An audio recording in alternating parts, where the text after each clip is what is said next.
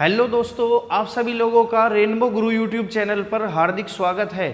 आज आप लोगों के मैंने सारे कमेंट पढ़े और कमेंट में मैंने देखा कि आप सभी लोगों ने प्रॉफिट एंड लॉस पढ़ने की बात कही है। ठीक है, आपके कमेंट के माध्यम से ही मुझे पता चलता है कि आप लोगों की इच्छा क्या है, क्या आपको पढ़ना है। तो सभी लोग हर वीडियो पर कमेंट करके अपनी इच्छा जाहिर करिए। आप लोगों की इच्छा बिल्कुल जल्द से जल्द पूरी की जाएगी। तो मैं अब आप लोगों के सामने प्रॉफिट एंड लॉस की शुरुआत कर रहा हूं। देखो, प्रॉफिट एंड लॉस को मैं 3 पार्ट में पढ़ाऊंगा। ठीक है, प्रॉफिट एंड लॉस की जो पहली मेरी आज की ये वाली वीडियो है, इसमें आपको 20 प्रश्न मिलेंगे।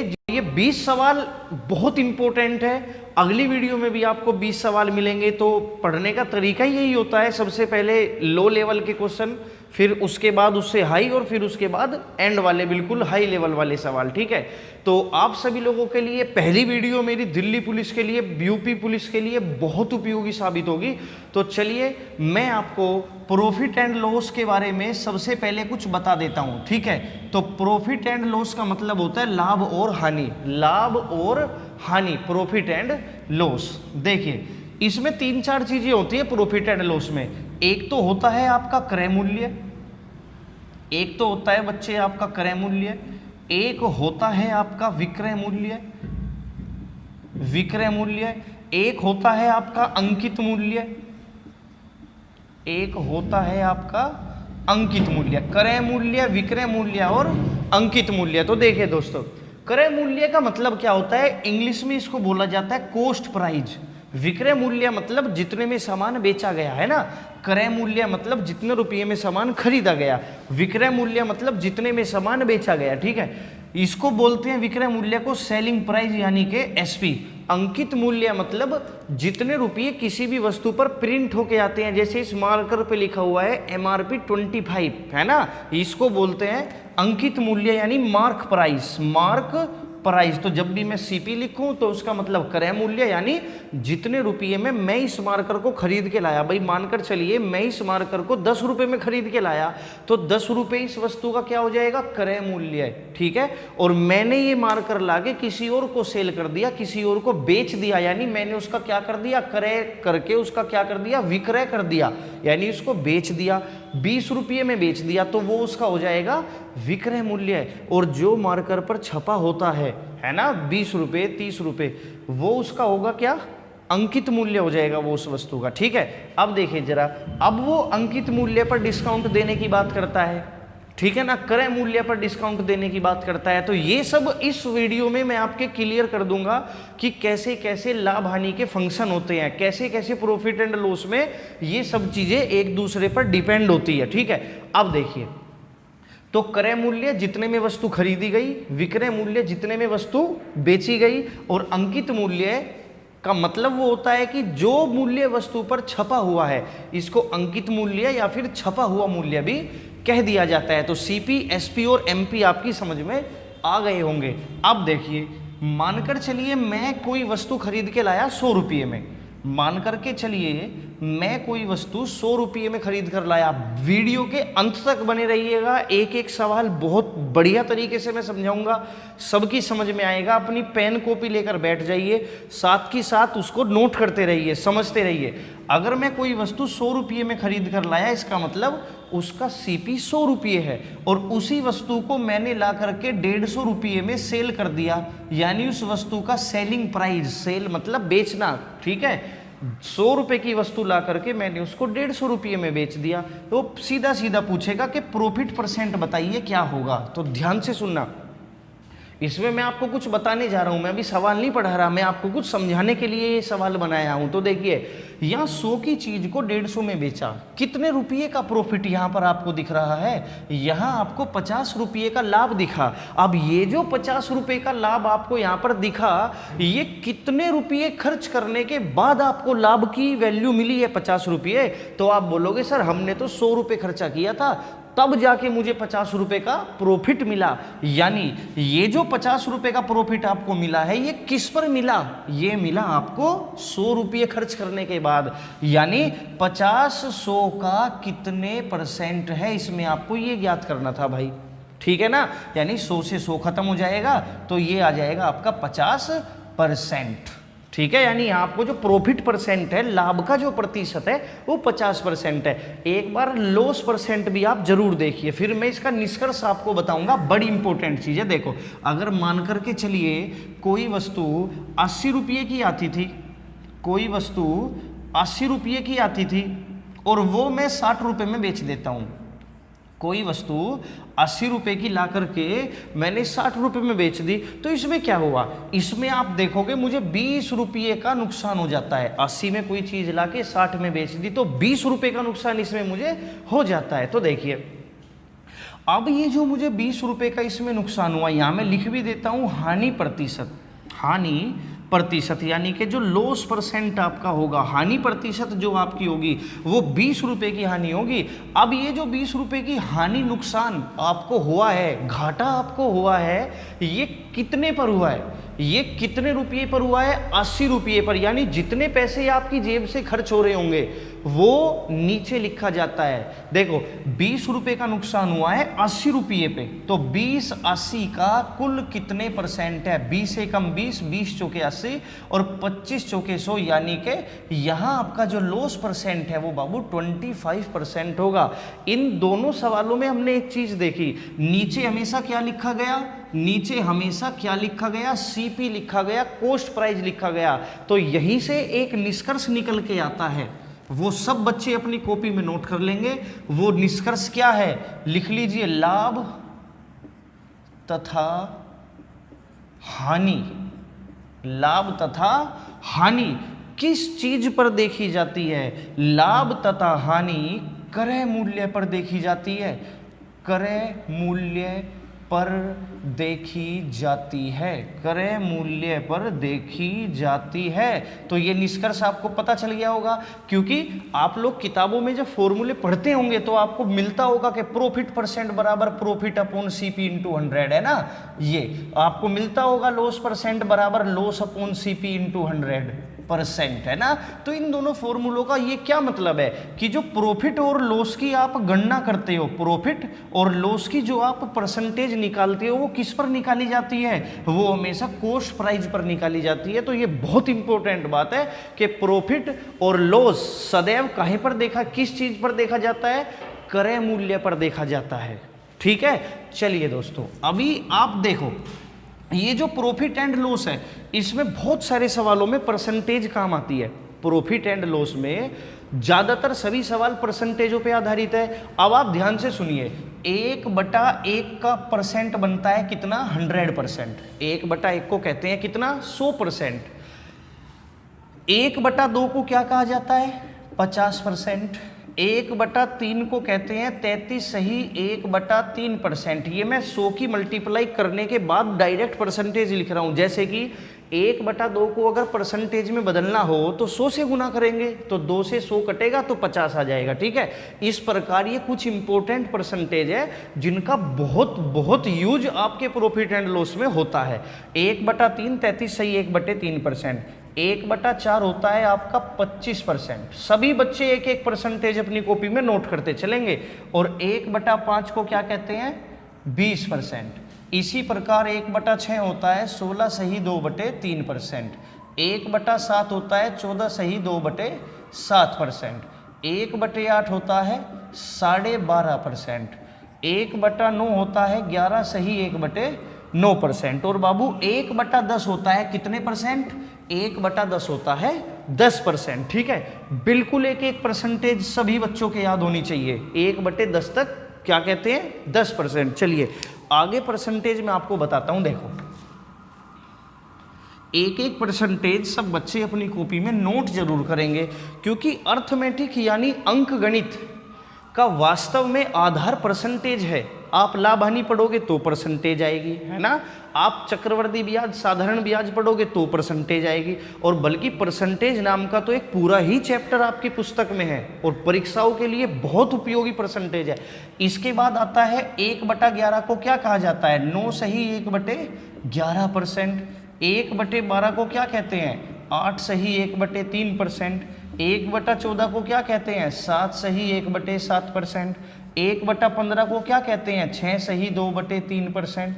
1/16 को क्या कहते हैं? 6.25%, यानी 6 सही 4%। इसके बाद आ जाएगा आपका, देखिए 3/4 को आपको बोला जाता है 75%, ऐसे ही 3/8 को कहा जाता है 37.5%, 2/3 को कहा जाता है 66 सही 2/3%। ठीक है जी। तो ये सारी परसेंटेज ऐसी है जो बार बार परीक्षाओं में जिनका यूज होता है, ये बड़ी फेमस परसेंटेज है। अगर आपके अगर ये परसेंटेज याद नहीं है तो मानो कुछ याद नहीं है, इतनी इंपॉर्टेंट परसेंटेज ये है ना। अब कहीं भी 3/8 लिखा आ गया मानो, और आंसर परसेंटेज में पूछ रहा है, तो हम क्या करेंगे, हम बच्चे करते क्या है, यहाँ से 100 से मल्टीप्लाई करने लग जाते हैं, ऐसे तो उन्हें बड़ी दिक्कत हो जाती है काटने में। तो आप डायरेक्ट याद रखिए कि 3/8 को 37.5% है ना, 2/3 को 66 सही 2/3% कहते हैं। ये सब परसेंटेज आप लोगों को याद रखनी है। ठीक है, चलिए अभी देखिए, इसके बाद मैं आपको ना एक एक सवाल पढ़ाना शुरू करता हूं। देखो, अब जो भी सवाल मैं आपको पढ़ाऊंगा वो सारे सवाल आप लोगों को स्क्रीन पर दिखेंगे। मैंने अपने हाथों से सवाल आप लोगों के लिए इसीलिए लिखे हैं क्योंकि बच्चे बोल रहे थे कि ब्राइटनेस का में सवाल नहीं दिखते, तो आप लोगों को अब बिल्कुल अच्छी तरीके से सवाल सारे के सारे दिखेंगे। मैं अपने मोबाइल में सवाल पढ़ूंगा और आपको स्क्रीन पर सवाल मिलेगा। तो अब सवाल नंबर 1 स्क्रीन पर लगा दीजिए जल्दी से जल्दी। सवाल नंबर 1 स्क्रीन पर लग गया, देखो जल्दी से। ये देखिए दोस्तों, अभी सवाल नंबर पहला क्या कहता है, आप स्क्रीन पर पढ़िए, मुझे यहाँ पढ़ने होंगे सवाल। ठीक है, मैं वहाँ नहीं पढ़ सकता क्योंकि हमारी डिजिटल स्क्रीन तो नहीं है। चलिए अभी देखो सवाल नंबर पहला। सवाल नंबर पहला क्या कहता है, आप बोर्ड पर सवाल पढ़िए, वीडियो रोक करके सवाल पढ़ लीजिए या मैं सवाल पढ़ूंगा तो मेरे साथ साथ पढ़िए। किसी वस्तु का क्रय मूल्य यानी कॉस्ट प्राइस 375 रुपये है और उस वस्तु को कितने रुपये में बेचे, उसका सेलिंग प्राइस ज्ञात करो ताकि 66 सही 2/3% का प्रॉफिट हो जाए। अब देखना बच्चों ध्यान से भाई, उन परसेंटेजों को याद करने का क्या बेनिफिट है। अच्छा, इस सवाल को कराने से पहले एक चीज मैं तुम्हें और बता देना चाहता हूं। देखो, कोई कहता है कि एक वस्तु को बेचा और 10% का लाभ कमाया। ध्यान से सुनना, बहुत काम की चीज बता रहा हूं, फैक्ट बता रहा हूं मैं आपको। कोई कहता है कि 10% के लाभ में ये मोबाइल बेच दिया। ठीक है, 10% के लाभ में ये मोबाइल बेच दिया। तो देखो 10% का फ्रैक्शन क्या होता है, 10% का फ्रैक्शन होता है 1/10। अब 10% लाभ का मतलब क्या है, देखो 10% लाभ का मतलब ये है कि 10 रुपये पर 1 का लाभ हो गया। 10 रुपये पर 1 का लाभ हो गया तो 10 की वस्तु कितने की बन गई है, 10 की वस्तु 11 की बन गई है। कोई कहता है कि किसी वस्तु को बेचने पर 5% की हानि हो जाती है, तो बताइए, तो देखिए, तो 5% की हानि हो जाती है। देखो 5% का फ्रैक्शन क्या बनता है, 5% का फ्रैक्शन बनता है 1/20। अब 5% का फ्रैक्शन तो चलो 1/20 बन गया, तो 5% हानि का क्या मतलब है, तो मेरे भाई 5% हानि का मतलब है, देखो 5% का मतलब 1/20 और हानि का मतलब है कि 20 रुपये पर 1 रुपये का नुकसान हो गया। तो ये 20 रुपये की चीज कितने की बन जाएगी, ये 20 की चीज 19 की बन जाएगी। ये फंडा है लाभ और हानि की फ्रैक्शन को कैलकुलेट करने का, यानी जब लाभ होगा तो जुड़ जाएगा और जब हानि होगी तो घट जाएगा। अब देखिए भाई, इन सभी चीज़ों को ना सीखना बहुत जरूरी है। नहीं आप लाभानी पढ़ भी लोगे तो भी आप सवाल नहीं कर पाएंगे, और चीज़ों को धीरे धीरे ही समझना पड़ता है। आप अगर ये सोचते हो कि एकदम मैं 1 घंटे में किसी और की एक ही वीडियो देख के लाभ हानि में बिल्कुल ही उस्ताद बन जाऊंगा, तो ऐसा कुछ नहीं हो सकता भाई, ऐसा तो हो ही नहीं सकता। तो एक वस्तु को 375 रुपये में खरीदा, उसे कितने रुपए में बेचे कि इतना लाभ हो। अब देखो 66 सही 2/3% का जो फ्रैक्शन अभी अभी मैंने बताया वो कितना होता है, वो 2/3 होता है। अब प्रॉफिट है यानी 3 रुपये पर 2 रुपये का प्रॉफिट है, तो 3 का माल कितने में बिक जाएगा, कितने में बिकेगा, 5 में बिकेगा। बात सुनना ध्यान से, ये CP है ये SP है, ठीक है। 3 की वैल्यू 5 हो जाएगी तो इसकी वैल्यू कितनी हो जाएगी, बहुत आसान है। इसकी वैल्यू कितनी हो जाएगी, तो 375 में आपको बस सीधा सीधा 5/3 की मल्टीप्लाई कर देनी है। 3 से इसे काटो फटाफट, कितना आ जाएगा, 3 एकम 3, 3 दूनी 6, 3 पंजे 15, 125 पंजे 625 रुपये, यानी ये वस्तु आपको 625 रुपये में बेचनी होगी, ठीक है। अच्छा, यहां 5/3 की मैंने जो के तो गुना कर दी। तो एक बात याद रखना, जब भी कभी देखो पहले सीपी आता है उसके बाद एसपी आता है। इसका क्या मतलब है भाई, वस्तु पहले खरीदी जाएगी, दूसरे स्टेप में ही तो बेची जाएगी।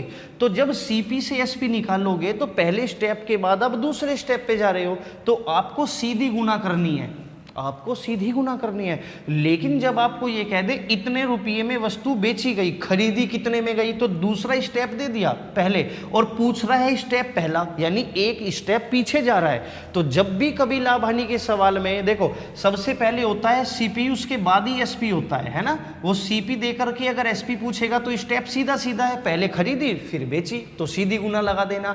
और अगर आपको वो बोलता है कि एसपी इतना है, सीपी बताइए, यानी वो वापिस सवाल में उल्टा जा रहा है, तो गुना भी उल्टी लगेगी।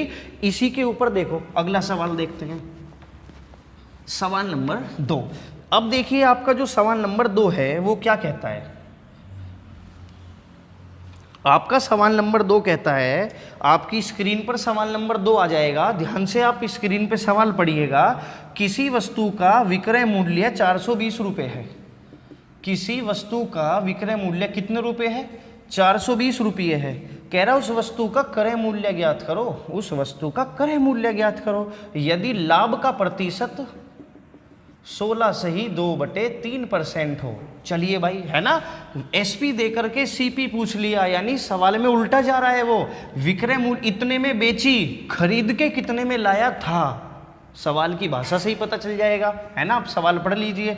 तो लाभ है 16 सही 2/3%। अब देखो 16 सही 2/3% का फ्रैक्शन होता है 1/6, और लाभ है तो यानी 6 रुपये पर 1 की वृद्धि हो गई है, तो 6 की चीज कितने की बन जाएगी, 7 की बन जाएगी। अगर एसपी इतने में बेची, इतने रुपये में सामान बेचा गया, खरीद करके कितने में लाया था, तो वापिस जा रहा है ना, तो 7/6 की कैसी गुना कर दोगे, उल्टी गुना कर दोगे, है ना। 7 छिक्के 42, 60 आ जाएगा, और 60 छिक्के 360 रुपये, यानी वो व्यक्ति उस वस्तु को 360 में खरीद के लाया था। तो इन दोनों सवालों से आपको पता चला कि उल्टी गुना और सीधी गुना कैसे करते हैं, और परसेंटेज के साथ लाभ हो तो कैसे जोड़ा जाएगा, हानि हो तो अभी मैं बता दूंगा आगे घटाया भी कैसे जाता है। देखो, हालांकि वो मैं पहले तुम्हें बता चुका।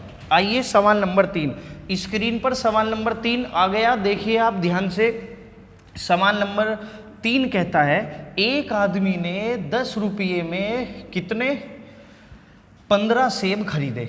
एक आदमी ने 10 रुपये में 15 सेब खरीदे। अब खरीदने का मतलब तो सीपी होता है, और इन सभी सेबों को क्या कर दिया, 15 रुपये में 10 बेच दिए। 15 रुपये में 10 सेब इसने बेच दिए, यानी कोई एक मार्केट थी, वहाँ पर सेब थे 10 रुपये के 15, 10 के 15, 10 के 15, ऐसे करके सेब मिल रहे थे, है ना। अब एक व्यक्ति ने उन सेबों को खरीदा 10 रुपये में, 15 के हिसाब से सेब खरीद लिए उसने, और उनको अपने घर लाकर अपने ठेले पर लगाकर उन्हें बेच दिया। कैसे बेच दिया, 15 के 10, 15 के 10। इस सौदे में यानी 10 के 15 सेब खरीदे, 15 के 10 बेच दिए। ये आपको एसपी वाली चीज पहले बता देगा, सीपी वाली बाद में, लेकिन पहले सीपी लिखा जाता है, बाद में एसपी वाली बात लिखी जाएगी। अब देखिए क्या होगा इसमें, वो कह रहा है कि अगर ऐसा है 10 के 15 खरीद के 15 के 10 बेच दिए, तो वो कह रहा है प्रॉफिट परसेंट या फिर लॉस परसेंट बताइए क्या होगा। ठीक है, तो ध्यान से सुनना, क्या इसमें प्रॉफिट लॉस परसेंट कैसे पता चलेगा। तो इस प्रकार के सौदे में आपको लेफ्ट हैंड मेथड लगाना है। कौन सा मेथड लगाना है आपको, लेफ्ट हैंड मेथड लगाना है। तो टेंशन बिल्कुल भी नहीं होगी, इसका मतलब लेफ्ट हैंड की तरफ से मल्टीप्लाई करनी है, जैसे कि इसकी इसमें गुना करनी है। ये लेफ्ट हैंड है ना मेरा, लेफ्ट हैंड, तो लेफ्ट हैंड की तरफ से क्रॉस मल्टीप्लाई करनी है, यानी पहले इन दोनों की गुना, 15 15 225 माइनस, फिर इन दोनों की गुना, 10 10 जा 100, और नीचे भी हमेशा ये वाली संख्या 100 लिखनी है, और परसेंटेज में बदलने के लिए 100। ठीक है, पहले 15 15 225, 10 10 जा 100, और नीचे भी हमेशा यही वाली रकम, यहाँ जो भी आएगा वही नीचे लिखना है, और फिर इसको परसेंटेज में बदलने के लिए 100 से गुना कर देंगे। लाभ या हानि का कैसे पता चलेगा, देखिए अगर इन दोनों की वैल्यू निगेटिव आती है, इन दोनों का डिफरेंस निगेटिव आता है तो लॉस होगा, हानि होगी, और इनका डिफरेंस पॉजिटिव आता है तो आपका प्रॉफिट होगा। क्योंकि यहाँ पर लॉस नहीं है, यहाँ पर देखिए 225 में से 100 घटाएंगे तो क्या बचेगा आपका क्या बचेगा, 125 बचेगा, 100 से 100 तो खत्म ही हो जाएगा, यानी यही आपका इस सवाल का आंसर होगा। जी हाँ, मात्र 5 सेकंड की ये टेक्निक है, लेफ्ट हैंड मेथड है ना, आप इसको सोल्व कर लेंगे। अगर ऊपर दोनों का अंतर निगेटिव आता है, माइनस आता है ना, तो आपको नुकसान होगा, और अगर इनका अंतर पॉजिटिव आता है तो ये सवाल लाभ का सवाल है। आइए सवाल नंबर 4, सवाल नंबर 4 स्क्रीन पर लगा दीजिए जल्दी से। अभी सवाल नंबर 4 मैं आप लोगों को पढ़ाऊंगा, जल्दी जल्दी देखिए। सवाल नंबर 4 आपके सामने कुछ ऐसा है कि 6 रुपये में 5 पेन खरीदे। ये हानि वाला सवाल मैंने आपको बना के दे दिया, ठीक है। 6 रुपये में 5 पेन खरीदे, और खरीदे मतलब सीपी पहले ही लिखा जाता है, और इन सब को क्या कर दिया, 3 के 4 बेच दिए। 6 रुपये में 5 पेन खरीद के 3 रुपये में 4 पेन बेच दिए। बताइए लाभ या हानि प्रतिशत क्या होगा। तो देखिए दोस्तों, लेफ्ट हैंड मेथड का सवाल है। जब भी ऐसा सवाल है, इतने रुपए में इतनी वस्तु खरीदी और उन सबको अपने घर लाकर इतने में इतनी बेच दी, प्रॉफिट या लॉस परसेंट याद करिए। तो लेफ्ट हैंड मेथड याद रखना, 3 पंजे 15 माइनस 6 चौके 24, और बटे में भी ये 24 आएगा, और गुना में आएगा कितना, 100। क्यों आया गुना में 100, क्योंकि किसी भी वैल्यू को अगर परसेंटेज में बदलना हो तो मल्टीप्लाई किससे करते हो, 100 से की जाती है, ठीक है। अभी देखिए आप इन दोनों का अंतर कैसा देख रहे हैं, निगेटिव। 15 में से 24 घटाने हैं ना आपको, बिल्कुल घटाने होंगे सर। 15 में से 24 आपको घटानी है तो कितना बचेगा, 9 बचेगा, वो भी माइनस का, और माइनस का बचा, यहाँ देख लेना माइनस का 9 बचेगा। बात आई ना समझ में। तो ये निगेटिव आई इसकी वैल्यू, इसका मतलब ये हानि का क्वेश्चन है। बहुत इंपॉर्टेंट ट्रिक है ये आप लोगों के लिए। अब देखो जरा, यहां जाएगा 9/24 गुना में 100%। देखो 3 3 9 और 3 8 24। अब जो परसेंटेज मैंने आप लोगों को लिखवाई थी, उन परसेंटेजों का महत्व अब मैं आपको बता देता हूं। देखो अब जैसे फिर 3/8 आ गया। अब 3/8 को अगर परसेंटेज में आपको बदलना है तो या तो देखो 100 से गुना करके डिवाइड करो, काटो, समय बर्बाद होगा, या फिर सारी परसेंटेज याद रखिए आप, क्योंकि 3/4 75% होता है, तो 3/8 को क्या बोला जाता है, 37.5% की उसको यहाँ पर इस सवाल में भाई लॉस हो रहा है। बात समझ में आई ना। और परसेंटेजों को बनाना बहुत आसान होता है, जैसे कि अभी मैंने बताया कि 3/4 को 75% कहते हैं, तो 3/8 को कितना कहेंगे, 37.5% कहेंगे। कितना कहेंगे, 37.5% कहेंगे ना। बहुत इंपॉर्टेंट फ्रैक्शन है दोनों की दोनों। चलिए सवाल नंबर 5, वीडियो को अंत तक देखना, एक एक वैरायटी पढ़ लेना, पूरी लाभ हानि में खत्म करा दूंगा। सवाल नंबर 5 क्या कहता है, देखिए 20%, 10% और 5% के 3 अलग अलग डिस्काउंट है। एक साड़ी की दुकान थी, वहाँ पर एक महिला जाती है, वो पहले 20% की मांग करती है, तो दुकानदार 20% का डिस्काउंट दे करके बोलता है कि जी लो अपनी साड़ी ले लो आप। फिर वो कहती है नहीं, मुझे इस डिस्काउंट पे एक और डिस्काउंट चाहिए। दुकानदार फिर 10% का डिस्काउंट के ऊपर दे देता है, यानी डिस्काउंट करके जो कीमत आई थी उसके ऊपर फिर 10% का। वो 1% की और मांग करती है, 5% की मांग करती है ना। महिलाओं की वैसे भी आदत होती है कि नहीं भैया 20 का नहीं 10 का लगा लो, 10 का भी लगा लेता है तो 10 का नहीं 5 का लगा लो, ठीक ना। तो इसी के ऊपर सवाल है, यानी कहने का मतलब है गणित की भाषा में कि डिस्काउंट के ऊपर डिस्काउंट, जब डिस्काउंट के ऊपर डिस्काउंट, तो 3-4 डिस्काउंट से एक डिस्काउंट कैसे बनता है, जिसको एकल बट्टा भी कहा जाता है, यानी सिंगल डिस्काउंट भी कहा जाता है। तो ध्यान से सुनना, तीनों की फ्रैक्शन लिख लीजिए, 1/5, 1/10 और 1/5% को क्या कहते हैं, 1/20 कहते हैं। इनका याद रखने का बहुत महत्व है। मैं फिर कह रहा हूं सारी परसेंटेज अपनी याद कर लीजिए। अब देखिए 20% के डिस्काउंट का क्या मतलब है। देखो 20% का डिस्काउंट मैं बताता हूं, ये तीनों के तीनों डिस्काउंट है। अब देखिए आप, 20% डिस्काउंट का क्या मतलब है? पहले ही मैंने बताया कि 20% का तो मतलब 1/5 है, लेकिन 20% डिस्काउंट का मतलब है कि 5 रुपये पर 1 का डिस्काउंट, 5 पे 1 का डिस्काउंट। जब 5 रुपये पे 1 रुपये की कमी दी जा रही है, छूट दी जा रही है, तो 5 रुपये का सामान कितने में बिकेगा? 4 में बिकेगा। ऐसी 10 पे 1 की कमी हो गई है तो 10 की वैल्यू कितनी हो जाएगी? 9 हो जाएगी। ऐसी 20 पे 1 की कमी हो गई है तो 20 की वैल्यू कितनी हो जाएगी बच्चे? 20 की वैल्यू 19 हो जाएगी। अब इन तीनों की गुना करोगे, इधर वालों की, लेफ्ट हैंड वाली तीनों संख्याओं की गुना करोगे तो वस्तु की प्रारंभिक कीमत आएगी, पहले वाली कीमत आएगी, कितना हो जाएगी? ये 20 पंजे 100 धाम 1000। यानी कोई वस्तु पहले 1000 रुपये की थी मार्केट में, अब वो कितने की हो गई है? इन दोनों की गुना लगाइए जल्दी। 9 चौक 36, 36 की गुना आपको 19 में लगानी है, जल्दी से गुना करिए।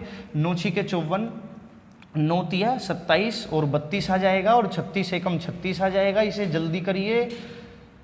3 और 3 6, यानी जो चीज़ 100 रुपये 1000 रुपये की थी वो चीज़ अब कितने की हो गई है? वो चीज़ अब 684 रुपये की हो गई है। अच्छा जी, देख लो डिस्काउंट कितना मिला, वही आपका परसेंटेज में आंसर हो जाएगा। अब 1000 की चीज़ को अगर 684 में फाइनल बेच दिया जाए तो आपको कितने परसेंट का, यहाँ कितने रुपये का डिस्काउंट हुआ? देखो देखेंगे तो इसको किस पे? देखेंगे तो इसको 1000 पे, क्योंकि प्रारंभिक वैल्यू पर ही प्रॉफिट और लॉस काउंट किया जाता है परसेंटेज में। तो 100 में से 684 घटा देंगे तो 84 और 6 90, 10 700, ये हो जाएगा आपका 316। 316 रुपये का डिस्काउंट आपको दिया गया, ठीक है ना। 1000 में से 684 कैसे घटाएंगे?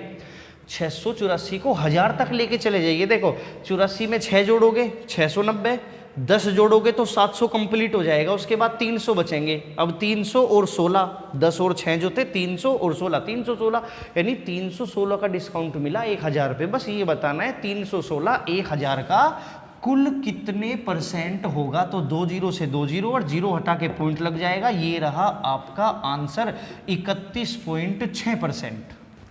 ठीक है दोस्तों, आइए एक और परसेंटेज का सवाल मैं आपको यहां बताने वाला हूं, ध्यान से देख लेना। सवाल नंबर आगे बढ़ते हैं। अगला सवाल लगा दीजिए, सवाल नंबर 6 बोर्ड पर लगा दीजिए, ध्यान से देखना। ये कहता है 16 सही 2/3%, 20% और 66 सही 2/3% का एकल बट्टा बनाइए, सिंगल डिस्काउंट बनाइए।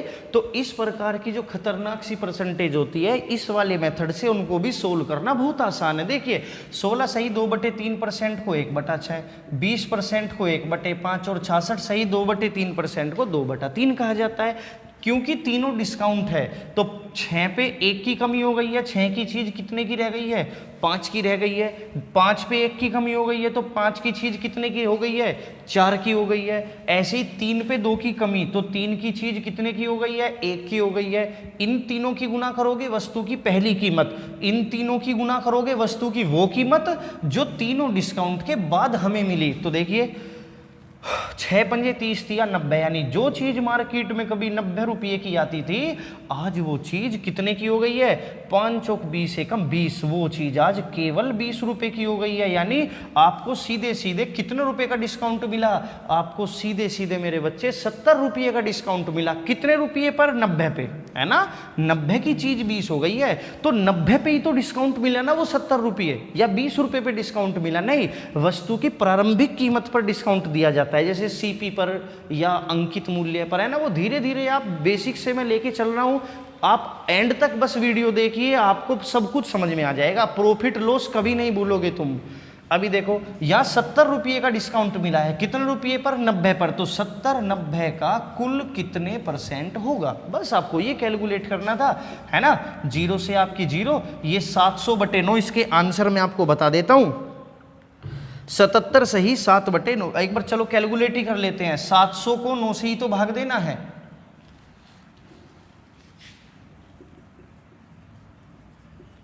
तो कितना हो जाएगा ये? 9 सते 63, 7 बचेगा, जीरो उतार ली, 9 सते 63, कितना बचा? 7 बचा, यानी 77 सही 7/9% है ना। ये आंसर आ जाएगा 77 सही 7/9%। तो एकल बट्टों से 2 हो या 3 हो, अब 2 भी हो तो भी आप ऐसा कर सकते हो, है ना। अगर 2 हो तो ये सवाल बस इतना रह जाएगा। देखो ये सवाल आपका बस इतना रह जाएगा कि भाई 16 सही 2/3% और 20% का एकल बट्टा बनाइए, बस इतना सा सवाल रह जाएगा। फिर ये 6 पंजे 30 वैल्यू पहले थी, डिस्काउंट के बाद 20 हो गई है, 10 रुपये का डिस्काउंट मिल गया 30 रुपये पर, है ना। 0 से 0 खत्म। 1/3 का फ्रैक्शन क्या होता है, वो सॉरी परसेंटेज क्या होता है, 33 सही 1/3% होता है। बात आ रही है ना आप लोगों की समझ में, चीज़ों को आप धीरे धीरे समझते रहिए, है ना। आइए आगे बढ़ते हैं सवाल नंबर 7 की ओर। स्क्रीन पर सवाल नंबर 7 लगा दीजिए जल्दी से फटाफट। सवाल नंबर 7 देखिए, सवाल नंबर 7 क्या कहता है, एक व्यापारी लागत मूल्य से 30% अधिक वसूलता है। एक व्यापारी लागत मूल्य से 30% अधिक वसूलता है। नगद अदायगी के लिए वह अपने उपभोक्ता को 10% की छूट भी दे देता है। नगद अदायगी के लिए वह अपने कस्टमरों को 10% का डिस्काउंट भी दे देता है। उसका लाभ प्रतिशत ज्ञात कीजिए। इस बात का मतलब ये है कि एक दुकानदार पहले तो अपनी वस्तुओं पर 30% बढ़ा के लिख देता है, ठीक है, और फिर वो 10% का डिस्काउंट कर देता है। यानी एक बार 30% बढ़ा दिया और एक बार 10% रेट उसके जब कोई कस्टमर आता है तो दिखाने के लिए 10% का डिस्काउंट दे दिया, तो उसे कितने प्रतिशत का लाभ होगा। तो ध्यान से देखिए, 30% का जो देखो, जैसे 10% का फ्रैक्शन 1/10 बनता है, ऐसे 30% का फ्रैक्शन क्या बनेगा, 3/10 बनेगा। अब देखो ध्यान से, अगर 30% का फ्रैक्शन 3/10 है और यहाँ 30% रेट बढ़ाए गए हैं, अगर अधिक है तो जुड़ेगा, अगर डिस्काउंट है कमी हुई है तो घटेगा। यानी 10 रुपये पर अगर 3 रुपये की आप बढ़ा दे, अगर 10 रुपये पर 3 रुपये बढ़ा दें तो 10 का माल कितने का हो जाएगा, 10 की वैल्यू 13 बन जाएगी। 10 यूनिट की 10 रुपये की वैल्यू 13 बन जाएगी। और यहाँ 10% का डिस्काउंट दिया गया है, यानी 10 रुपये पर 1 रुपये की कमी, तो 10 की वैल्यू कितनी हो जाएगी, 10 की वैल्यू 9 हो जाएगी। अब देखिए जरा, जो कीमत पहले थी वो कितनी थी, मल्टीप्लाई लगा दीजिए दोनों की, 10 10 जा 100। जो कीमत पहले किसी वस्तु की 100 हुआ करती थी, वो कीमत आज 13 निम्मे 117, वो कीमत आज 117 रुपये हो गई है। सीधा सीधा पता चल रहा है जी 17% का प्रॉफिट उस दुकानदार को होगा, है ना। जब 100 रुपये पर कोई चीज़ 117 हो जाती है तो 17%, 100 का माल 125 में बिका तो 25% लाभ हो गया, ठीक है ना। आप देख लो, ये भी वही सवाल है, बट्टों से एकल बट्टा बनाना। बस अगर लाभ है तो जोड़ करके 10 की चीज़ 13 की कर दो, और छूट है तो वस्तु में कमी हो रही है तो 10 पे 1 की कमी कर दो तो 10 की वैल्यू कितनी हो जाएगी, 9 हो जाएगी। और ऐसे कैलकुलेट कर लेना। अब ये 3 सवाल मैंने आपको बता दिए, अब कोई भी सवाल आपका बिल्कुल नहीं छूटेगा इस टाइप का। आइए सवाल नंबर 8। सवाल नंबर 8 देखिए, अभी सवाल नंबर 8 आपका क्या कहता है, देखो। अब एक और नई वैरायटी आप लोगों के सामने प्रस्तुत है, बहुत इंपॉर्टेंट वैरायटी, जिसकी भाषा पढ़ो तो बहुत कम समझ में आता है, लेकिन मैं उसकी आपको लैंग्वेज समझा के ही रहूँगा। ये कहता है 15 मेजों का क्रय मूल्य 20 मेजों के विक्रय मूल्य के बराबर है, यानी 15 सीपी और 20 एसपी बराबर है। अगर इसकी वैल्यू, इसकी भाषा ना समझी जाए तो ये सवाल बड़ी दिक्कत पैदा कर सकता है, ठीक है ना। अगर इसकी सवाल की भाषा ना समझी जाए, देखो 15 वस्तुओं का क्रय मूल्य 20 वस्तुओं के विक्रय मूल्य, क्रय मूल्य सीपी, विक्रय मूल्य एसपी, 15 वस्तुओं का क्रय मूल्य 20 वस्तुओं के विक्रय मूल्य के बराबर है। तो बताइए लाभ या हानि प्रतिशत क्या होगा। अब इसमें तो पढ़ के समझ में भी नहीं आ रहा कि सवाल पूछ क्या रहा है, तो मैं आपको समझाता हूं। देखिए ध्यान से सुनिए, जितने रुपये में 15 पेंसिल खरीदी गई, पेंसिल या कोई भी चीज, जितने रुपये में 15 पेंसिल खरीदी गई, उतने रुपये में 20 पेंसिल बेच दी। ध्यान से सुनना बात मेरी, ये ऐसे ही कह रहा है कि 15 वस्तुओं का, 15 मेजों का क्रय मूल्य 20 मेजों के विक्रय मूल्य के बराबर है। तो हानि प्रतिशत ज्ञात कीजिए। बोर्ड पर सवाल है, आप पढ़ लीजिए, इसका मतलब समझ लो। और फिर बता रहा हूं, जितने रुपए में 15 मेज खरीदी गई, उतने रुपए में 20 मेजें बेचनी पड़ी, यानी 5 मेजें तो उसे अपने घर से देनी पड़ गई। अरे थी 15, दे दी उसने 20। जितने रुपये में 15 मेज खरीदी थी, उतने में 20 बेचनी पड़ी, यानी 5 मेज का नुकसान इस सवाल में है। इसकी लैंग्वेज ये है सवाल की, यानी ये लॉस का सवाल है, ये हानि का सवाल है भाई। बात समझते रहना, जितने रुपये में 15 वस्तु खरीदी गई उतने में 20 बेचनी पड़ी, यानी 20 मेज बेचने पर उसे 5 का डिस्काउंट, 5 का नुकसान हो जाता है। जब 20 मेजों को वो बेचता है तो 20 मेज बेचने पर इस सवाल में नीचे एसपी लिखा जाता है, क्योंकि उसके घर से टोटल चीज जा कितनी रही है। जब वो 20 मेजों का विक्रय करता है, सेल करता है, बेचता है, तो 5 का नुकसान होता है। बस 5 एकम 5, 5 चौके 20, 1/4 का फ्रैक्शन होता है। 25% लॉस का सवाल है जी। बात आई समझ में? आगे बढ़िए सवाल नंबर 9 की ओर। ये जो सवाल नंबर आपका 9 है, जल्दी से फटाफट देखिए। 12 किलो का क्रय मूल्य 8 किलो के विक्रय मूल्य के इक्वल है, बराबर है। यहां क्या मतलब है कि जितने रुपए में 12 केले खरीदे उतने में केवल 8 बेचे, यानी 4 केले अपने पास बचा के रख लिए और कीमत जितनी लगाई थी उतनी वापस भी आ गई है। ध्यान से सुन लो, 12 रुपए में जितने केले खरीदे उतने रुपए में केवल 8 केले बेचे, यानी 12 किलो की कीमत जितनी भी थी उतनी कीमत में उसने बस 8 ही केले बेचे, यानी 4 केले उसने अपने पास बचा के रख लिए और जितने पैसे लगाए थे 12 किलो में उतने पैसे 8 किलो ने उसे वापस कर दिए। ठीक है, तो 4 किलो का उसको यहाँ पर मुनाफा हो गया। तो ये प्रॉफिट का यानी लाभ का सवाल है। तो 4 8 का कितने परसेंट है? 50% है। 4 8 का आधा है ना भाई, 4 8 का आधा है। और 1/1 को 100% कहते हैं, तो 1/2 यानी आधे को क्या कहा जाता है? 50% कहा जाता है। 4 एकम 4, 4 दूनी 8। तो ये दोनों सवाल जब CPSP दे रखा हो और इनको इक्वल फॉर्म में करके दे रखा हो तो लाभ और हानि के दोनों सवाल मैंने आपको बता दिए। चलिए बढ़ते हैं आगे सवाल नंबर 10 की ओर। अब देखिए स्क्रीन पर सवाल नंबर 10 लगा दीजिए जल्दी से फटाफट। देखो सवाल नंबर 10 आपको क्या कहता है? सवाल नंबर 10 कहता है कि राम किशोर, एक लड़का है राम किशोर उसका नाम है, राम किशोर 240 पेन 360 पेनों के क्रय मूल्य पर बेच देता है। ध्यान से सुनना, राम किशोर, सवाल नंबर 10 है ये आपका। राम किशोर 360 पेन 240 पेनों के क्रय मूल्य के बराबर बेच देता है। इस बात का क्या मतलब है? इसी सवाल को थोड़ा सा घुमा के उसने दे दिया। तो आप ध्यान से देखना कि राम किशोर कितने पेन?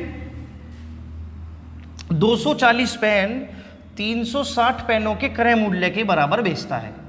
360 पेनों के क्रय मूल्य के बराबर बेचता है। तो ध्यान से इस सवाल को आप सुनना। अभी CPSP में निर्धारित नहीं कर रहा हूं, आप सवाल समझिए पहले। देखो एक लड़का राम किशोर है, इसकी लैंग्वेज देखिए, कह रहा 260 पेन बेचता है 360 पेनों के क्रय मूल्य के बराबर, यानी 360 पेनों का क्रय मूल्य 240 पेनों के विक्रय मूल्य के बराबर इस सवाल में दिया गया है। यानी सवाल वही है, उसी को थोड़ा सा घुमा के दे दिया कि राम किशोर 240 पेन 360 पेन के क्रय मूल्य पर बेचता है, यानी 360 पेनों का क्रय मूल्य 240 पेनों के विक्रय मूल्य के बराबर है। इसका मतलब ये बनता है कि जितने रुपये में 360 वस्तुएं खरीदी उतने में केवल 240 बेची। ठीक है ना? तो क्या होगा इस सवाल में भाई साहब? इस सवाल में प्रॉफिट होगा। या फिर याद रखने का एक सबसे आसान तरीका, जब कॉस्ट प्राइस की वैल्यू बड़ी हो तो प्रॉफिट होता है। जब CP का मान SP के मान से बड़ा हो, 360 बड़ा है SP छोटा है तो प्रॉफिट होगा, और CP की वैल्यू छोटी हो तो लॉस होता है। ठीक है, तो जितने में 360 पेन खरीदे थे उतने रुपये में केवल 240 पेन बेचे, तो उसका लाभ प्रतिशत जो प्रॉफिट परसेंट हो जाएगा। देखो कितने पेन उसने बचा के रख लिए? 120 पेनों का उसे मुनाफा हो गया। कितने बेचने पर? कितने पेन बेचने पर? 240 पेन बेचने पर। देखो 240 का आधा है ना 120, कितने परसेंट लगा देना? 50% सवाल का करेक्ट आंसर लगा देना। आधा है ना 120 से कम 120, 120 दूनी 240, 1/2 को 50% कहते हैं। चलिए आइए आगे बढ़ते हैं सर सवाल नंबर 11 की ओर। अब 11वां सवाल, अगली वैरायटी आपके सामने प्रस्तुत है, ध्यान से देखना। 21 वस्तुओं के विक्रय पर हुई हानि। बहुत अच्छा सवाल है। 21 वस्तुएं बेचने पर हुई जो हानि है वो 3 वस्तुओं के विक्रय मूल्य के बराबर है। ध्यान से सवाल सुनना। 21 वस्तुओं को बेचने पर जो हानि हुई है भाई 21 सामान 21 पेन बेचे, कुछ रुपये का डिस्काउंट हुआ। वो जो डिस्काउंट है वो किसके बराबर है? वो उतने रुपये के बराबर है जितने रुपये उसे 3 वस्तुएं बेचकर मिलती है, जितने रुपये उसको 3 वस्तुएं बेचकर मिलते हैं। तो ध्यान से फिर सुन लो, 21 वस्तुओं को बेचने पर हुई हानि, 21 वस्तुओं को बेचने पर हुई हानि किसके बराबर है? उन रुपयों के बराबर है जितने रुपये उसको 3 वस्तुएं बेचकर मिलते हैं। ये सवाल में नहीं लिख के देगा, ये बस आपको सीधा सीधा दे देगा कि 21 वस्तुओं के विक्रय पर हुई हानि 3 वस्तुओं के विक्रय मूल्य के बराबर है, तो हानि का प्रतिशत ज्ञात कीजिए। तो इसकी भाषा बड़ी कठिन है, अगर आप इसको ना समझो जो मैं आपको बता रहा हूं तो भाषा बड़ी कठिन है। फिर देख लो, जितने रुपये 21 वस्तु बेचकर मिलते हैं, 21 वस्तुएं बेचकर जितने का नुकसान होता है वो नुकसान कितने के बराबर है? वो उतने रुपए के बराबर है जितने रुपये उसे 3 वस्तुएं बेचकर मिलते हैं। तो जो हानि हुई है ना उसका परसेंटेज बताना होता है इस सवाल में। तो ध्यान से सुनना, एक तो सवाल ये हानि का है और एक सवाल नंबर 12 प्रॉफिट का है ना। मैं सब वैरायटियों को साथ लेके चल रहा हूं ताकि आपको परीक्षा में कोई भी दिक्कत ना आए। तो देखो ध्यान से, तो जितने वस्तुएं बेचकर जितने वस्तुओं के बराबर उसे लाभ हानि होती है ना, जितनी वस्तुओं की कीमत के बराबर लाभ हानि होती है उसे नीचे लिख लो भाई। 3 को लिख लिया नीचे, बटे में क्या लिखना है? अगर हानि है तो इन दोनों को जोड़ देना और अगर लाभ का सवाल आएगा तो घटा देना। याद कर लो, अगर जितनी वस्तुओं के कीमत के बराबर लाभ हानि होती है उतनी वस्तु लिखो बटे में, अगर हानि है जोड़ देना दोनों को, नीचे लिख देना 3 एकम 3, 3 अट्ठे 24। अब देखो परसेंटेज का क्या काम है, 1/8 को क्या कहते हैं भाई साहब? 12.5% कहते हैं, यानी उसकी जो लॉस का परसेंट है 12.5% होगा। अगर परसेंटेज याद नहीं है तो जितना समय आपको सवाल करने में लगेगा उतना सवाल केवल परसेंटेज सोल्व करने में लगेगा। तो क्यों ना सारी परसेंटेज उंगलियों पर याद कर ली जाए, रट ली जाए। आइए सवाल नंबर 12। सवाल नंबर 12 बड़ा खूबसूरत सा सवाल है, आप लोग ध्यान से देखिएगा। कहता है कि 12 कलम बेचने पर, सवाल नंबर 12 स्क्रीन पर आ गया, आप जरूर देखें सवाल नंबर 12 ढंग से। कह रहा 12 कलम बेचने पर एक दुकानदार को 4 कलमों के विक्रय मूल्य के बराबर क्या होता है? लाभ होता है। बताया था ना अगला सवाल लाभ का आने वाला है, तो देखिए, है ना, ये सारे मेरे हैंड रिटन सवाल है, आपको मेरी राइटिंग पता चल रही होगी ना, सारे मेरे ही सवाल है। देखिए, तो 12 वस्तुएं बेचने पर जितने रुपए का लाभ होता है ना, वो लाभ उतने का होता है जितने रुपए 4 वस्तुएं बेचकर मिलते हो। तो देखो 12 वस्तुएं बेचने पर जो लाभ होता है, वो जो लाभ है, जो लाभ की कीमत है, वो कीमत किसके बराबर है? वो उतने रुपयों के बराबर है जितने रुपये उसको 4 वस्तुएं बेचने पर मिलते हैं। तो आइए जरा, तो जितने रुपयों की, जितनी वस्तुओं के कीमत के बराबर लाभ हानि है उनको पहले 4 को नीचे लिख लीजिए, बटे में क्या लिखना है? अगर लाभ है तो इन दोनों की वैल्यू को क्या कर देंगे? घटा देंगे। हानि थी तो जोड़ दिया, 12 में से 4 गया, कितना? 8 बचता है। लॉस परसेंट प्रॉफिट परसेंट ज्ञात करना। देखो घटाएंगे, लाभ है तो घटाया जाता है और अगर हानि हो तो जोड़ा जाएगा। उल्टा है इस सवाल में, तो 4 8 का आधा है ना, और आधा होते ही तो 50% बता देना जी। 4 एकम 4, 4 दूनी 8, यानी प्रॉफिट परसेंट इस सवाल में 50% हो जाएगा। आगे बढ़ते हैं सवाल नंबर 13।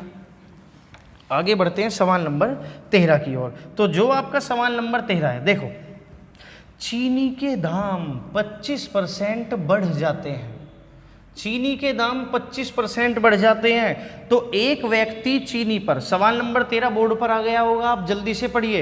एक सवाल नंबर 13 देखिए फटाफट। चीनी के दाम 25% बढ़ जाते हैं। यदि एक व्यक्ति चीनी पर अपना खर्च ना बढ़ाना चाहे तो उसे खपत में कितने प्रतिशत की कमी करनी होगी? तो ध्यान से देखिए, चीनी की कीमत 25% बढ़ जाती है तो एक महिला अपने चीनी की खपत कितने % कम कर दे तो कि खर्च पर कोई प्रभाव ना पड़े। अगला सवाल भी इसी के ऊपर है, इसका उल्टा, कमी देकर बढ़ाना पूछ लेगा, यहाँ बढ़ाकर अधिक दे करके कम पूछ ले। और देखना दोस्तों, इस सवाल की एक पहचान है, ये परसेंटेज में सवाल देगा और उत्तर भी आपका परसेंटेज में पूछेगा। कभी तो बढ़ा करके कमी पूछ लेगा और कभी कमी दे करके पूछ लेगा कितने कितने % अपना खपत बढ़ा दे। तो देखिए ध्यान से, आलू की कीमत 25% बढ़ जाती है, तो अगर खर्च उतना ही रखना है तो कुछ तो कमी करनी होगी ना आलू खाने में। तो उसी के ऊपर सवाल बना दिया प्रॉफिट लॉस वालों ने। तो देखो भाई साहब क्या होगा, 25% का फ्रैक्शन लिख लीजिए 1/4। 25% का फ्रैक्शन लिख लीजिए 1/4। जब भी कभी परसेंटेज में सवाल दे करके वैल्यू भी परसेंटेज में पूछी जाए तो अगर बढ़ा कर दे दे तो ऊपर वाली रकम नीचे ला करके जोड़ देना। ये क्या हो जाएगा, ये हो जाएगा 1/5। बस इतना सा काम है, मुजुबानी कर लोगे इस सवाल को आप, मेरी गारंटी है आपसे भाई। बस सारी परसेंटेज याद होनी चाहिए। देखो 25% को कहते हैं 1/4। अगर कह दे इतनी कीमत बढ़ गई है, अधिक हो गई है, तो ऊपर वाली रकम नीचे लाके जोड़ देना, 1/4 बन जाएगा 1/5। और 1/5 को क्या कहा जाता है, 20% कहा जाता है, जो इस सवाल का आंसर होगा। यानी उस महिला को कितने % कमी करनी होगी, 20% ही कमी अपने चीजों में खपत में करनी होगी। आइए सवाल नंबर 14, इसी का उल्टा सवाल देखिए। सवाल नंबर 14 आपका कहता है, स्क्रीन पर सवाल नंबर 14 आ गया होगा, जल्दी आप देख लीजिए। आलू की कीमत 16 सही 2/3% कम हो जाती है। तो अब जब रेट किसी चीज़ के घट जाते हैं तो हम उसको एक्स्ट्रा खाने लग जाते हैं ना, उतने रुपए में ज़्यादा मिलती है। तो आलू की कीमत इतने % कम हो जाने पर एक महिला आलू की खपत कितने % अधिक कर सकती है कि उसके खर्च पर कोई प्रभाव ना पड़े। तो फिर से वही सवाल है, अगर कमी दे दी, आलू की कीमत इतने % कमी हो जाती है आलू के दामों में, तो कितने % अधिक खपत बढ़ा सकती है कि खर्च पर कोई प्रभाव ना पड़े। तो 16 सही 2/3% का फ्रैक्शन होता है 1/6, और 1/6 है, अगर कमी है तो ऊपर वाली संख्या नीचे आकर के क्या हो जाएगी, कमी है तो बाबू घट जाएगी। ये 1/6 बन जाएगा 1/5, और 1/5 को कहा जाता है बाबू 20%। यानी 20% कोई खपत अगर बढ़ा दे तो भी उसके खर्च पर कोई प्रभाव नहीं पड़ेगा। यदि वस्तुओं के दाम में कितनी कमी आई हो, इतनी कमी आई हो। मेरी भाषा सुनिए, जो भाषा मैं यूज कर रहा हूं, जो लैंग्वेज में सवालों की बनाकर यूज कर रहा हूं, आप उसको ध्यान से सुनिए। लाभ हानि उंगलियों पर कर दोगे आप, ठीक है ना। और इससे अगली मेरी वीडियो आ जाएगी, उसमें और अच्छे सवाल होंगे, उससे अगली वीडियो आएगी। मैं 3 पार्ट में शूटिंग करूंगा आपके लिए लाभ हानि की, ठीक है। तो देखिए आगे बढ़ते हैं, सवाल नंबर 15। सवाल नंबर 15, चीज़ों के साथ हम धीरे धीरे आगे बढ़ते चले जाएंगे, है ना। इन चीज़ों के साथ हम एक्सपेरिमेंट करते करते करते करते बहुत आगे तक चले जाएंगे, ठीक है। बस आप लोग बने रहिए वीडियो के अंत तक, और हकीकत में सब समझ में आ जाएगा, तुम्हारे लाभ हानि सब समझ में आ जाएगी, क्या इसका फंडा होता है। तो देखो आइए सवाल नंबर 15, स्क्रीन पर सवाल नंबर 15 आ गया होगा। आप ध्यान से सवाल नंबर 15 सुनिए, मैं बताता हूँ। किसी वस्तु को अंकित मूल्य के 3/4 पर बेचने से, देखो किसी वस्तु को अंकित मूल्य के 3/4 में बेचने से 25% का लाभ होता है। ध्यान से सुन लेना जी, 25% का लाभ होता है। तो कहता है कि वस्तु के अंकित मूल्य यानी मार्क प्राइस, अंकित मूल्य मतलब छपा हुआ, जो उस पर मार्क करके लिखा हुआ है, मार्क प्राइस। तो वस्तु के अंकित मूल्य और क्रय मूल्य यानी कॉस्ट प्राइस का रेशो बताना है, अनुपात बताना है। तो देखो इसमें ना तो कोई चीज की कीमत दी हुई है, नहीं कुछ नहीं देगा ये आपको। तो देखो अंकित मूल्य के यानी छपे हुए मूल्य का अगर 3/4 भी दुकानदार करके बेच देना तो भी 25% का लाभ कमा लेता है। तो ध्यान से सुनना मेरे भाई, जब किसी वस्तु को किसी कीमत को, अब किसी कीमत का मतलब वो सीपी हो सकता है, एसपी हो सकता है, या फिर वो एमपी हो सकता है, मार्क प्राइस हो सकता है, आधार बनाया गया हो और उसके ऊपर सवाल की शुरुआत की गई हो, तो उसी चीज को आप 100 मान लीजिए कि मान लो वस्तु पर 100 रुपये छपे थे। अब सर 100 क्यों मान ले, तो मेरे बाबू 100 इसलिए मान ले, क्यों, क्योंकि कोई भी चीज अपने आप में 100% पूरी होती है। किसी भी चीज के दाम, जैसे ये मोबाइल है, मानकर चलिए मोबाइल 5,000 रुपये का है, ठीक है। अब कीमत तो इसकी 5,000 है, लेकिन अगर मैं परसेंटेज में इसकी कीमत की बात करूं तो इसकी कीमत 5,000 अपने आप में 100% है। बात समझ रहे हो ना। फिर उस 100% के अलग अलग टुकड़े हो जाते हैं, जैसे इसकी स्क्रीन होगी 20% कीमत की, इसका बैक होगा कुछ कीमत का, कुछ % कीमत का। तो देखिए आप ध्यान से देखो, अंकित मूल्य का 3/4 कर दो तो हम मानेंगे कि अंकित मूल्य कितने रुपए है, हम मानेंगे उसका जो अंकित मूल्य है बाबू 100 रुपये है ना। अंकित मूल्य मैंने मान लिया 100 रुपये। अब 100 के 3/4 में बेच दो, 100 के 3/4 में बेचो, कोई बात नहीं बेच दो भाई। 100 का 3/4 होता है 75 रुपये, यानी उस वस्तु को कितने रुपए में बेच दिया, उस वस्तु को 75 रुपये में बेच दिया। कितने का लाभ हुआ, 25% का लाभ हुआ। अरे खरीद करके कितने में लाया था, सीपी का वही तो मतलब है, एक वस्तु को 75 रुपये में बेचा। बस ये याद रख लेना, 100 मान कर करेंगे सवाल है ना, क्योंकि कोई भी चीज अपने आप में 100% होती है। अब 75 रुपये में वस्तु को बेचा, 25% का लाभ हुआ।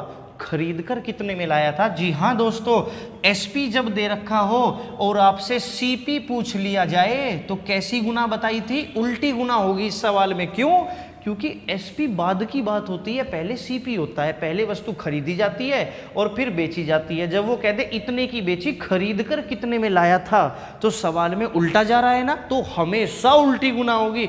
ऐसा कहीं है ही नहीं कि सवाल में वो पीछे बैक जा रहा हो और सीधी गुना हो जाए, है ना, उल्टी गुना होगी। देखो 25% का फ्रैक्शन होता है 1/4, लाभ का मतलब है 4 रुपये पर 1 की वृद्धि हो गई है, तो 4 रुपये कितने बन जाएंगे, 4 रुपये बन जाएंगे 5। मैं इसको इधर लिख देता हूं, देखो 25% का फ्रैक्शन होता है भाई कितना, इसको मैं इधर लिखता हूं, 25% का लाभ दे रहा है ना वो, तो 25% का फ्रैक्शन 1/4, लाभ है तो 5/4। यानी अगर मैं 75 में इस 4/5/4 की उल्टी गुना 4/5 कर दूं तो आपका सीपी आ जाएगा कितने रुपए, 100 रुपये।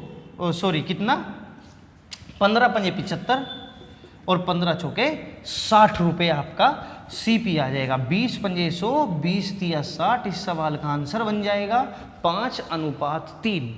चलिए आगे बढ़ते हैं सवाल नंबर 16। सवाल नंबर 16 की ओर बढ़ते हैं। देखिए ये आपको कहता है 5 जोड़ी मोजे खरीदने पर 1 जोड़ी मोजे मुफ्त मिलते हैं। छूट का परसेंट बताइए बाबू, डिस्काउंट परसेंट बताइए।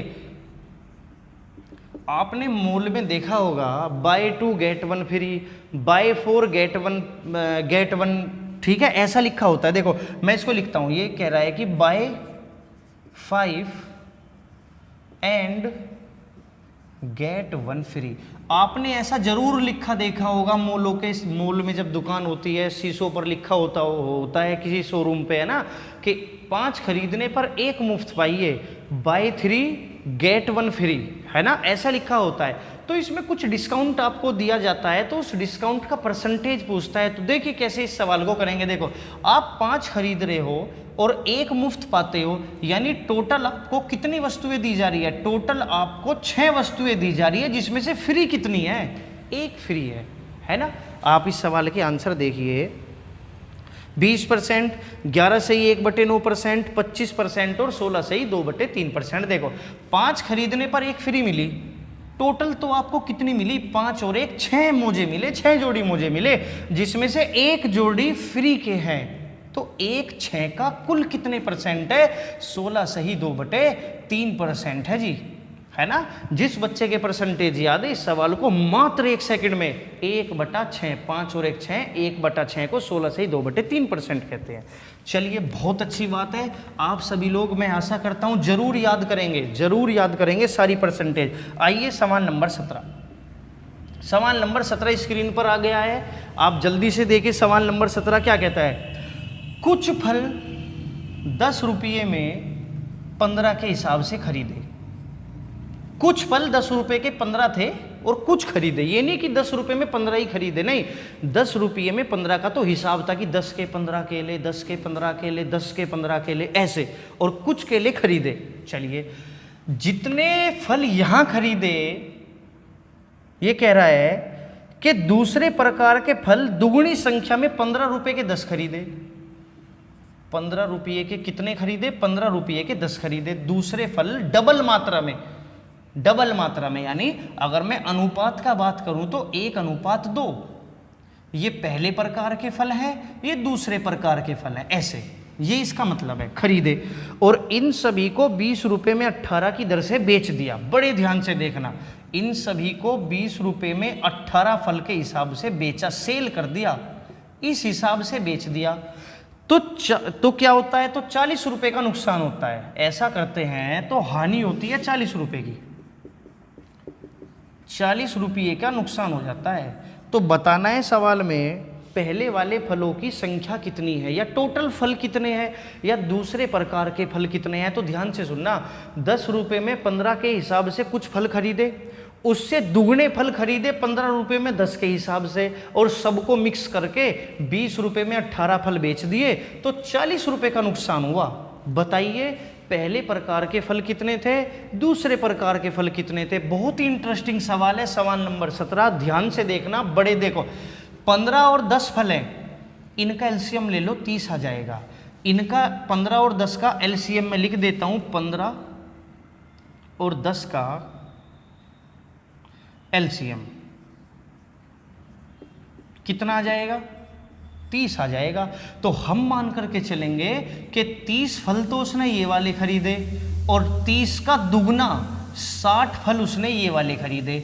ऐसा हम मान करके चलेंगे, 15 और 10 का एलसीएम 30 आ जाएगा, यानी 30 फल तो उसने ये खरीदे और 60 फल उसने ये खरीदे। चलिए, जब 10 रुपये में 15 फल आते थे तो 30 फल कितने के आए होंगे, बताइए जल्दी से, कमेंट करके जल्दी बताइए।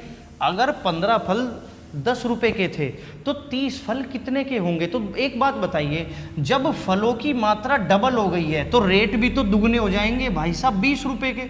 इसी प्रकार यहाँ फलों की मात्रा कितनी हो गई है, यहाँ 6 गुना हो गई है, तो रेट भी तो 6 गुने देने होंगे। 15 छीके 90 रुपये, यानी ये वाले फल उसने कितने के खरीदे, ये वाले फल उसने 90 रुपये के खरीदे।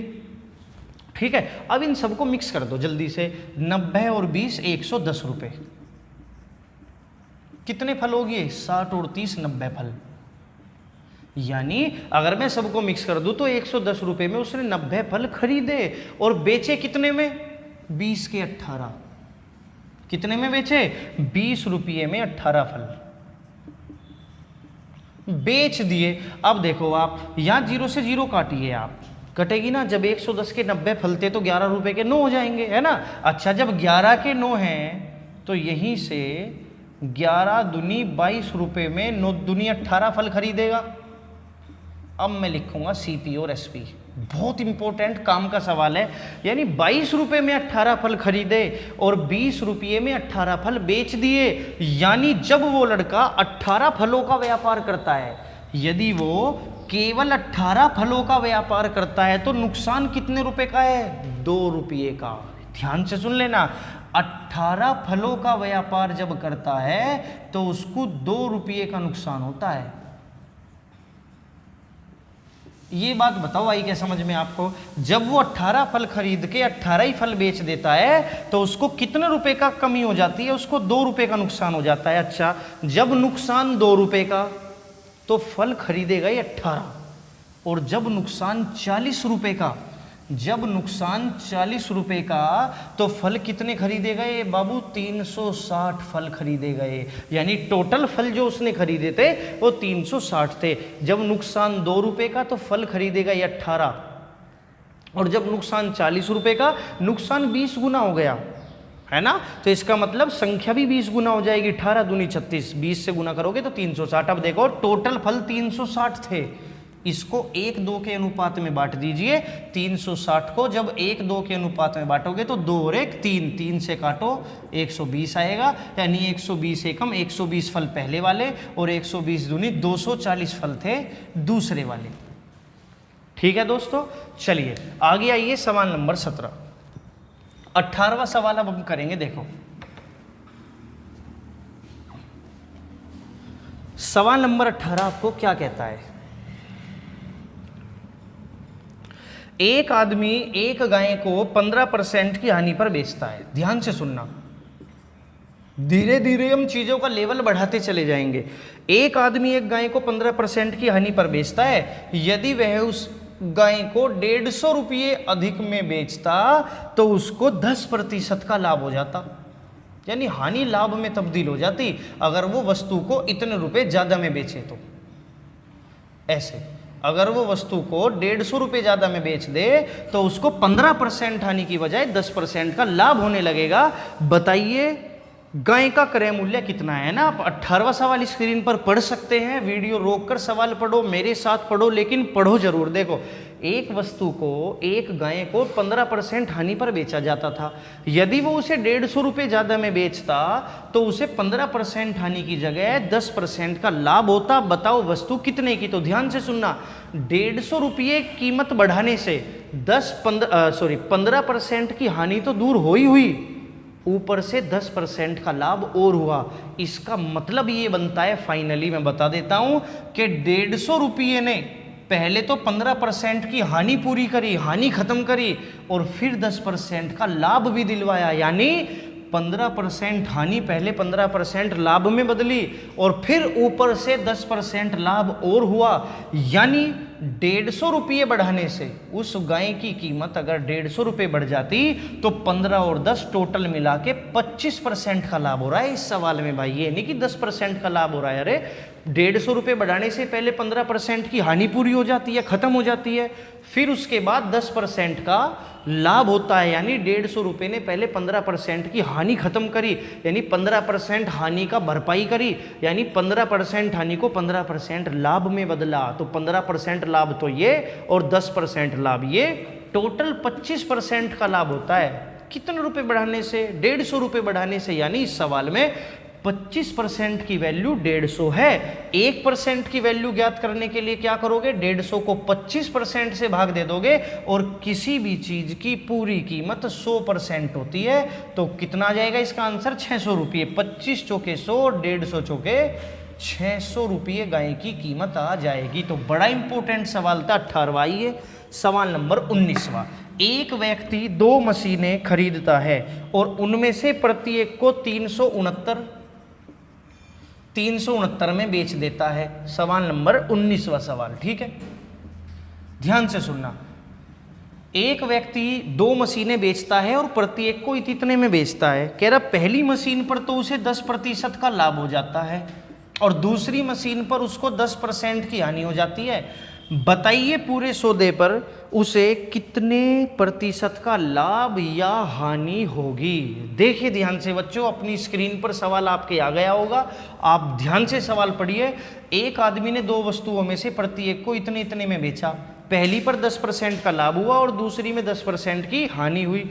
तो बताइए उसको कुल कितने प्रतिशत का लाभ अथवा हानि होगा? तो ध्यान से सुनना, जब किसी वस्तु की 2 हिस्से हो रहे हो और दोनों की कीमत बराबर हो, दोनों को बराबर कीमत में बेचा, एक बार 10% का लाभ और एक बार 10% की हानि, यानी जब उतने ही % लाभ और उतने ही % की हानि हो और दोनों के विक्रय मूल्य बिल्कुल बराबर दे रखे हो, तो ऐसे सवाल में सदैव क्या होता है? ऐसे सवाल में सदैव लॉस होता है। और होता कितना है? दोनों की गुना बटे में 100।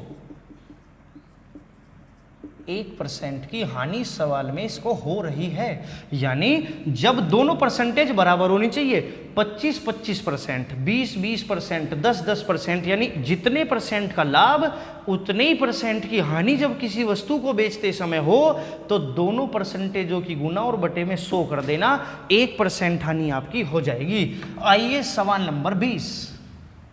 आपकी स्क्रीन पर सवाल नंबर 20 आ गया होगा। आप सवाल नंबर 20 ध्यान से देखिए, पढ़िए सवाल को पहले।